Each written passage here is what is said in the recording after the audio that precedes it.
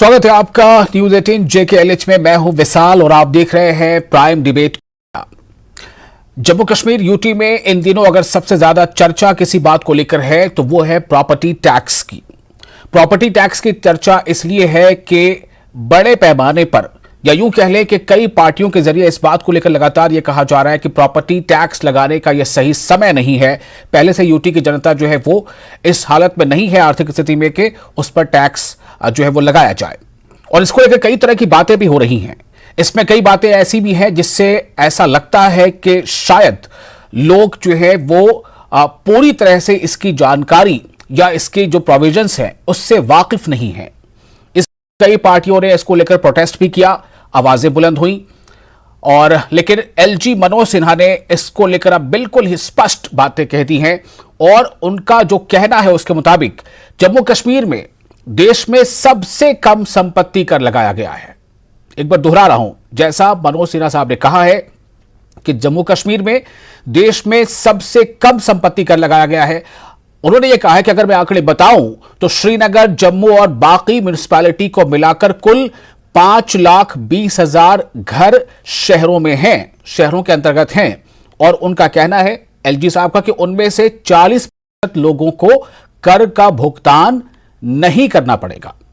आगे भी इसके बारे में काफी डिटेल्स उन्होंने दी। उनका कहना है कि 2,03,680 ऐसे घर हैं जो 1500 वर्ग फुट से नीचे हैं।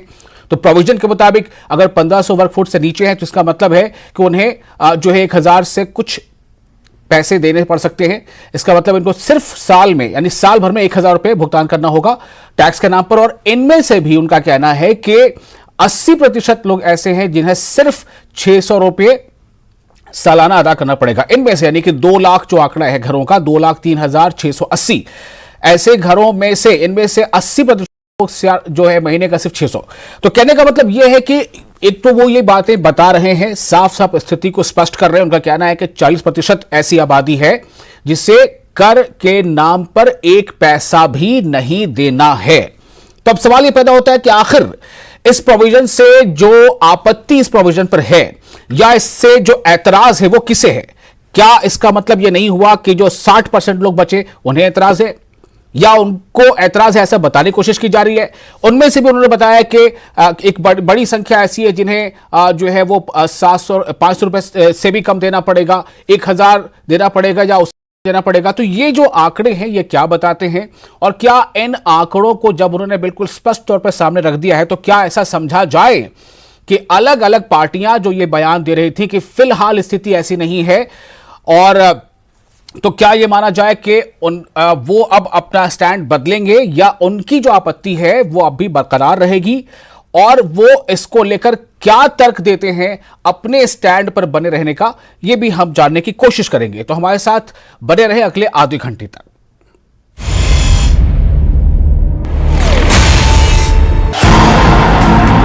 और 30% के आसपास ऐसे हैं जिसके 3/4 लोगों को 50 रुपए महीना देना है।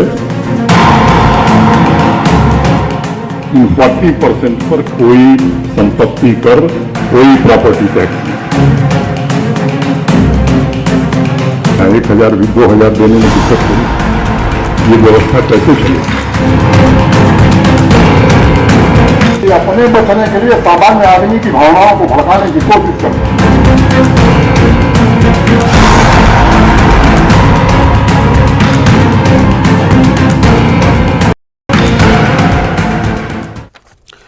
तो इस खास विषय पर बातचीत करने के लिए हमारे साथ कई खास मेहमान मौजूद हैं। एज ए पैनलिस्ट हमारे साथ है बलदेव सिंह बलोरिया जो डेप्यूटी मेयर है जम्मू म्युनिसिपल कॉर्पोरेशन के। हमारे साथ है Salman Nizami, spokesperson DPAP, Imran Nabi Dar, state spokesperson Jammu Kashmir National Conference, और वरिंदर सिंह सोनू, प्रवक्ता PDP। आप तमाम लोगों का बहुत बहुत स्वागत है इस विषय पर चर्चा करने के लिए। और सबसे पहले मैं इस बारे में बातचीत करने के लिए इमरान नबी डार आपके पास आना चाहूंगा, और मेरा सवाल यही होगा कि क्या स्थिति स्पष्ट हो गई, क्या तस्वीर साफ हो गई, और क्या अब भी यह लगता है कि इस टैक्स प्रोविजन के खिलाफ या इसके विरोध में जो आवाजें थीं वो क्या नरम पड़ेंगी या वो आवाजें अभी बुलंद रहेंगी?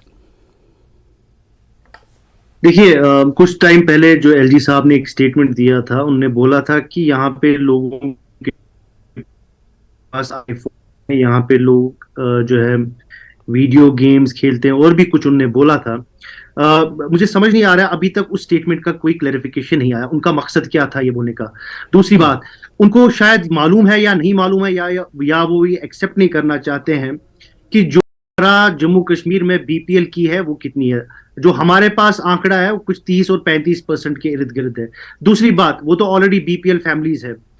जो दूसरा इंपॉर्टेंट जिस चीज पे जो हमने एक इशू जो जो जिस पे हमने एतराज अपने रखे थे, वो कुछ जो प्रिंसिपली को भी पता है, 2019 से, जब 2019 में एब्रोगेशन ऑफ आर्टिकल 370 हुआ, 1.5 साल कश्मीर और जम्मू कश्मीर बंद रहा।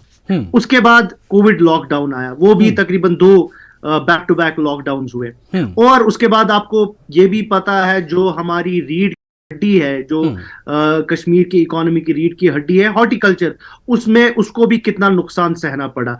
आज आप देखिए इन्फ्लेशन, आज ही 50 रुपए सिलेंडर गैस में चढ़े हैं। तो हम ये नहीं बोल रहे हैं कि आप टैक्स नहीं लगाइए। देखिए, टैक्स लगाने का एक वक्त था, एक वक्त सही मौका देखना है, बट ये अभी मौका है नहीं। जो मैंने आपको रीजंस बोले कि अभी एनसी नेशनल कॉन्फ्रेंस का कहना है कि ये मौका टैक्स लगाने का नहीं है। मैं आपके पास फिर आऊंगा, बने रहे हमारे साथ। वरिंदर सिंह सलू जी, मैं आपके पास आना चाहता हूं। क्या जब अब एलजी मनोज सिन्हा साहब ने स्थिति साफ कर दी है, लोगों के बीच जाकर एक तरह से उन्होंने बता दिया है कि 40% आबादी को तो टैक्स देना ही नहीं है, और उन्होंने यह भी कह दिया कि एक बड़ी संख्या जिनको 50 रुपए मात्र महीने का देना है, तो क्या ऐसा लगता है कि इस पर जो आवाज उठ रही थी इसके खिलाफ, इसके विरोध में, क्या वो शांत होगी?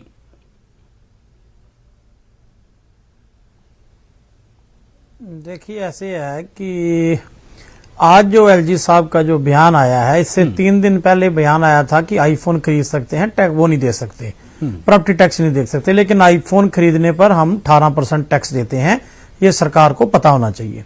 उसके बाद आया जी ये जीपी डाटा चला सकते हैं, डाटा खरीदते हैं तो उसके ऊपर भी टैक्स देते हैं, ये भी पता होना चाहिए। तीसरी बात आज आ गई है कि ये क्लैरिफिकेशन आ गया कि 40% आबादी को टैक्स नहीं देना पड़ेगा, जो आपके माध्यम से हम सुन रहे हैं। मैं ये पूछना चाहता हूं कि आप की जल्दबाजी क्या है जम्मू कश्मीर में प्रॉपर्टी टैक्स लगाने का, नंबर 1।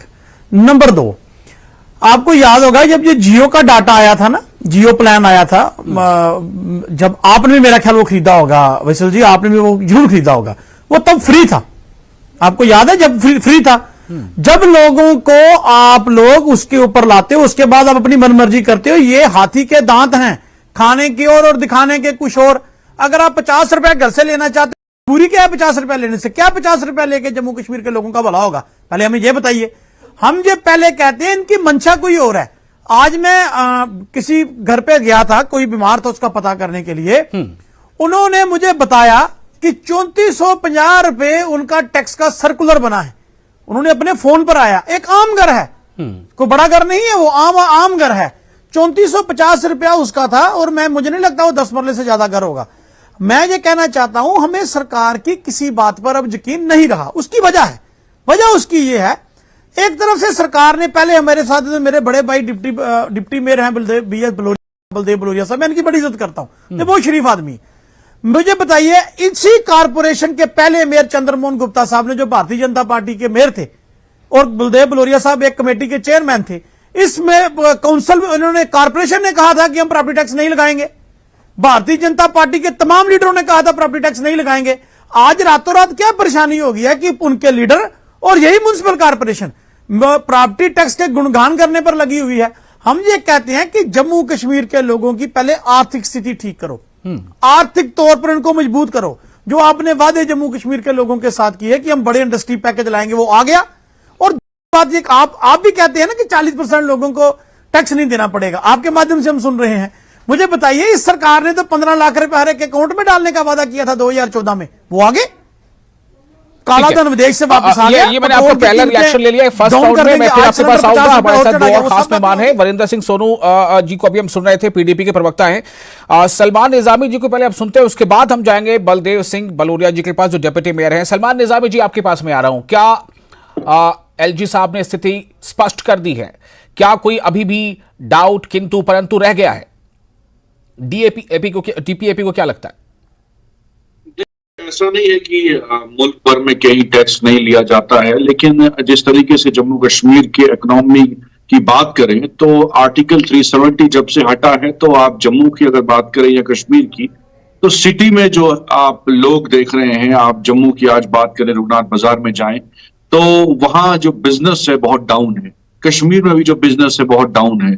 और जो बातें भाजपा ने की थी आर्टिकल 370 हटने के बाद कि हम रोजगार देंगे, नौकरियां देंगे, और जिन लोगों ने जो है लोन लेके जो है कारोबार शुरू किया और उनको नुकसान भी भुगतना पड़ा, तो ऐसे जो है कमर्शियल प्रॉपर्टीज पे आप जो है टैक्स लगा रहे हैं और मकानों पे टैक्स लगा रहे हैं, तो ये मुझे लगता है ज्यादती है।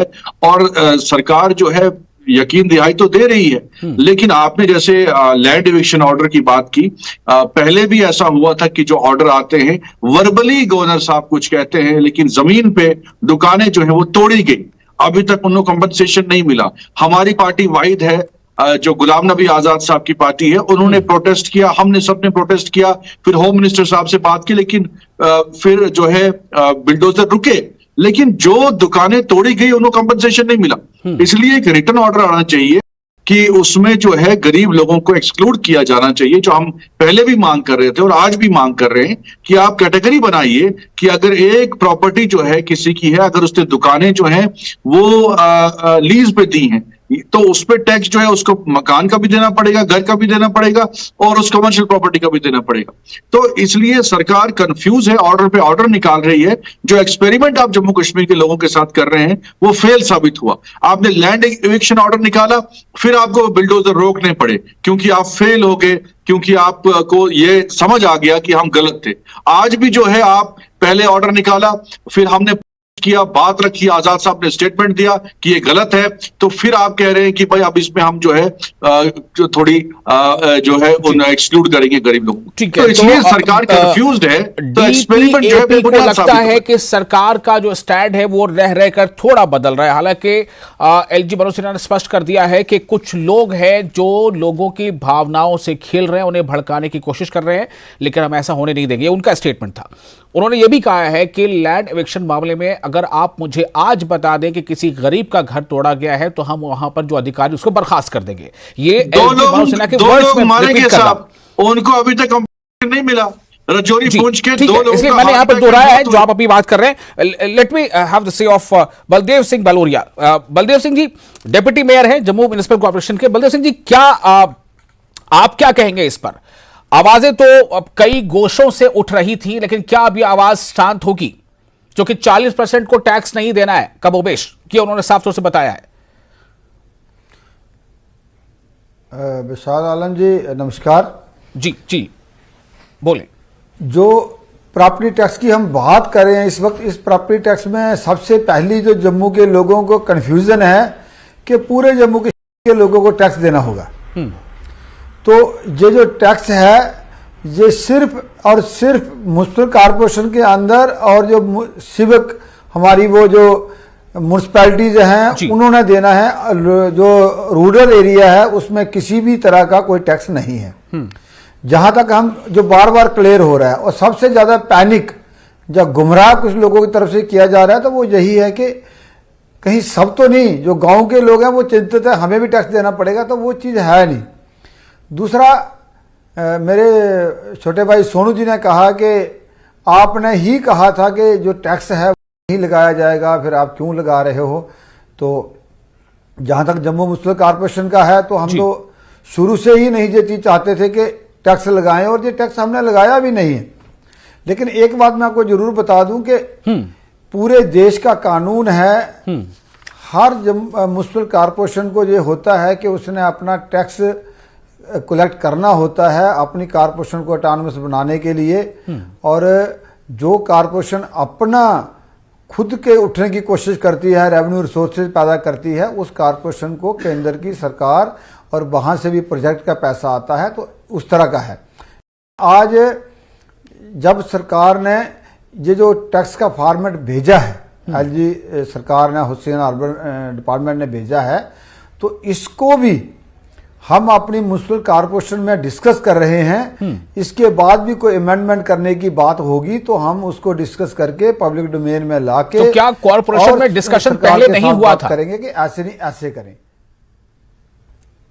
नहीं, पहले तो हमने कहा था हम नहीं लगा रहे, लेकिन अब अगर इस टैक्स को हम एक्सेप्ट नहीं करते, सरकार तो आज भी कहती है कि अगर आप टैक्स नहीं लगाते तो कोई बात नहीं, लेकिन जब टैक्स नहीं लगा आपको एड नहीं आएगी, जो टैक्स के जो सरकार के प्रोजेक्ट हैं, पैसा है वो नहीं आएगा। अगर वो पैसा नहीं आता है तो हमारे जम्मू का विकास रुकता है।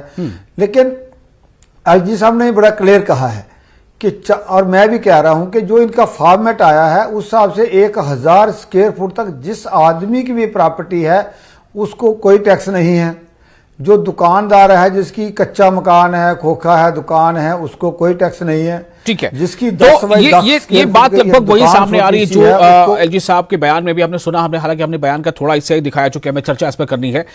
लेकिन सवाल ये है कि बाकी जो पार्टियों कह रहे हैं कि इससे पहले भी काफी वादे किए गए जो वफा नहीं हुए, या फिर ये कि कहा कुछ किया गया था, किया कुछ किया गया। तो क्या कहीं ना कहीं इसमें एक अविश्वास का जो एक मुद्दा है वो ढूंढा जा रहा है विपक्ष की तरफ से, या फिर ये कि इस बात की कोई गारंटी भी होगी कि हाँ जी आज अगर टैक्स नहीं है तो वो टैक्स कब लग सकता है, या ये जो टैक्स अभी लागू होगा अगले कितने वर्षों के लिए इसी प्रकार रहेगा, इसमें कोई बढ़ोतरी नहीं होगी, कम से कम 3 साल या 5 साल, जो भी चीजें हैं इसको लेकर हो सकता है कि वो सवाल उठ रहे हो। फिलहाल एक छोटा सा ब्रेक लेंगे, ब्रेक के बाद सेकंड राउंड में हम सभी के पास आएंगे। उस वक्त आपको आजादी होगी कि आप किसी की बात पर आप काउंटर कर सकते हैं, लेकिन उसके लिए पहले आप इशारा कर दीजिएगा। छोटे जल्द हाजिर होते हैं।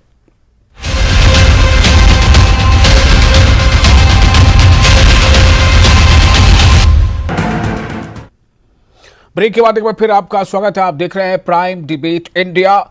जम्मू कश्मीर जो यूटी है वहां के एलजी मनोज सिन्हा ने साफ तौर से यह कह दिया है कि 40% लोगों को प्रॉपर्टी टैक्स, तकरीबन कमोबेश लगभग 40% आबादी को प्रॉपर्टी टैक्स नहीं देना है। म्युनिसिपल कॉर्पोरेशन के तहत जो लोग आते हैं, जो घर आते हैं, उनको ही देना है। उसमें से भी प्रोविजन अलग अलग बताए गए हैं, इस पर हम लोग चर्चा कर चुके हैं। लेकिन जो इसको लेकर इसके विरोध में जो सियासी आवाजें उठ रही थी, क्या वो बराए तनकीद थी या फिर तनकीद बराए तामीर थी, इस पर हम चर्चा कर रहे हैं। अलग अलग पार्टियों का अब क्या रुख है, जबकि ये साफ कर दिया गया कि 40% तो आबादी ऐसी जिसको टैक्स देना ही नहीं है। अब जो बचे 60%, उनमें से भी अगर 1000 वर्ग फुट पर किसी का मकान पर उसको टैक्स नहीं देना है, 1500 या 1000 के बीच उसको देना है। इस तरह की कई बातें साफ की गई हैं। जो धार्मिक स्थल हैं उनमें किसी भी तरह का कोई टैक्स उनको नहीं देना होगा।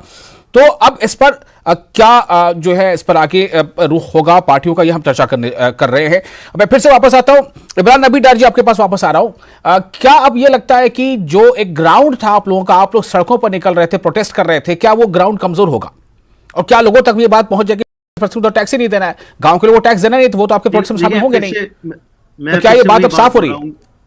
मैं फिर से वही बात दोहराऊंगा कि इनकी बात करने में और जो जमीन पे अमलाया जा रहा है उसमें बहुत फर्क होता है। आप 40% की बात करें, लेकिन जो पिछले कई दिनों से फ्रंट पेज पे तमाम जितने भी न्यूज़पेपर्स यहाँ पर है उन पे फ्रंट पेज पे जो एडवर्टीजमेंट गवर्नमेंट की तरफ से आ रहा है उसमें तो कहीं 40% का कोई जिक्र नहीं है, या कोई ऐसा ऑर्डर हमको देखने को नहीं मिल रहा जहां पर उन्होंने रिटन फॉर्म में ये आया है कि 40% आबादी को टैक्स नहीं देना पड़ेगा। लेकिन अगर एलजी साहब खुद ये बात कह रहे हैं तो फिर क्या फिर वही बात आ रही है कि विश्वास नहीं हो रहा? नहीं, एलजी साहब ने इससे पहले भी बोला, उनने पहले भी बोला कि हम गरीबों को नहीं सताएंगे। फिर आपने खुद देखा कि गरीबों के 2-2 मरले 3-3 मरले पे जो दुकानें बनाई थी उनको तो मुनहदम किया गया, उनको तो डेमोलिश किया गया, उन पे तो कोई फिर या तो फिर गवर्नमेंट को उनको कंपनसेट करना चाहिए था। अभी यहाँ चाहे श्रीनगर में हुआ या अनंतनाग में हुआ, बलदेव सिंह बलोरिया जी, क्या इसका जवाब आप देना चाहेंगे कि इसको लेकर कोई ऑर्डर निकलेगा? इसका ऑर्डर ही है। भाई साहब को मैं समझा दूं कि जो एलजी साहब ने कहा कि 40% लोगों को टैक्स नहीं देना होगा, जो 40% की हम बात कर रहे हैं वो सारे लोग 1000 स्क्वायर फुट से नीचे आते हैं। 40% वो लोग आते हैं जो इस टैक्स कैटेगरी में फॉल ही नहीं करते, जो हमने फॉर्मेट लाया है। एक सेकंड, नहीं आपने कैसे ये डिटरमाइन किया कि वो 40% लोगों के पास 1000 फुट से 1000 स्क्वायर फुट से कम मकान बने हुए, ये कैसे ये कौन सा फिगर, कहाँ से डेटा ये आपको मिला, जरा आप हमको भी डाटा हमारे पास है, हमारा सारा डाटा हमारे पास है, इसका होमवर्क हुआ है। 40 सरकार ने काम किया है, 40% जो हमने टैक्स की, जो हमने टैक्स स्लैब रखी है, स्लैब में 40% से कम लोग आते हैं, कोई डेटा है और स्लैब जो हमारी है उसने कहा ऊपर से लोगों को 50 रुपए महीना और 100 रुपए महीना से घर मकान के वो नहीं आते हैं, तो इसलिए वो कह रहे हैं कि नहीं आती है। तो बड़ा क्लियर है, इसमें कौन सा ऑर्डर निकालना कि आपने क्लियर आपने क्या फीता लगा दूसरा मैं कह दूं, सब मकानों के मेजरमेंट लिए हैं, आज इतना लगा रहे हैं टैक्स, कम लगा रहे हैं तो कल ज्यादा कर दे हैं। इसमें भी है, ऑर्डर में है कि 2026 तक इसका लॉकिंग पीरियड होगा। 2026 से पहले इसका कोई टैक्स में बढ़ोतरी या कोई चेंज नहीं की जाएगी, जो लगाएंगे तो ये दूसरी। चलिए ये पॉइंट में सामने वरिंदर सिंह सोनू जी, क्या ये बात स्पष्ट नहीं है, क्या यह नहीं है शहरों में जो होता है कि म्युनिसिपल कॉर्पोरेशन के अंडर जो भी मकानात आते हैं या जो प्रॉपर्टीज आती है उस पर टैक्स लगता है, ये जो बात अभी हो रही है, क्या इसमें कुछ और स्पष्टता की जरूरत है?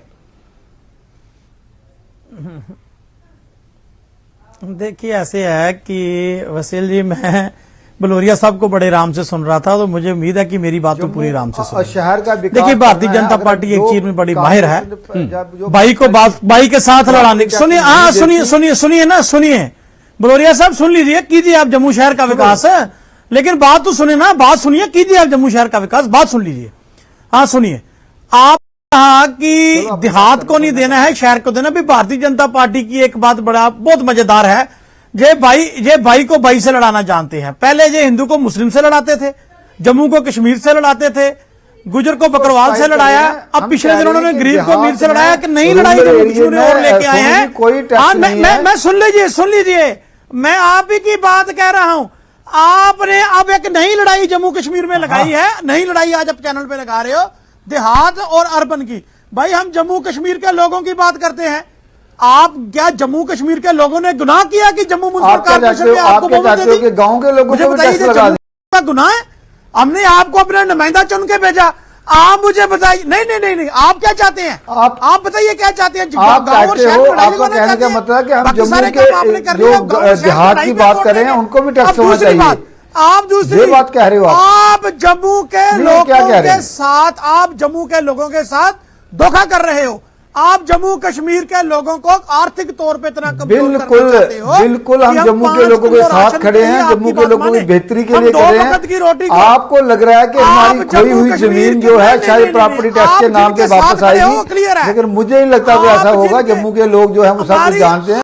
सलमान निजामी, क्या इस बात में, इसमें वाकई कुछ और स्पष्टता की जरूरत आपकी पार्टी महसूस करती है? समझाना पड़ेगा और लोगों को। देखिए, मैंने पहले भी कहा, ये कंफ्यूजन जो है, सरकार को व्हाइट पेपर एक इश्यू करना चाहिए, कंफ्यूजन जो है लोगों के माइंड से क्लियर करना चाहिए। पहले भी आपने लैंड इविक्शन ऑर्डर पे जो है आश्वासन तो दिया, यकीन दहाई करवाई, लेकिन उसके बावजूद जो है दुकानें आपने देखा कि सील हो गई, दुकानों पे बिल्डोजर लगा और 2 लोगों का जो है उनकी मौत हुई हार्ट अटैक से, तो उनको अभी तक कंपनसेशन नहीं मिला। और आज भी टैक्स आप कह रहे हैं वर्बली, यहाँ डिप्टी मेयर साहब जम्मू के हैं, ये भी वर्बली कह रहे हैं, कोई इन्होंने जो है कोई व्हाइट पेपर इश्यू नहीं किया, उसमें ये कहा कि भाई 40% को हम एक्सक्लूड करेंगे इसमें से।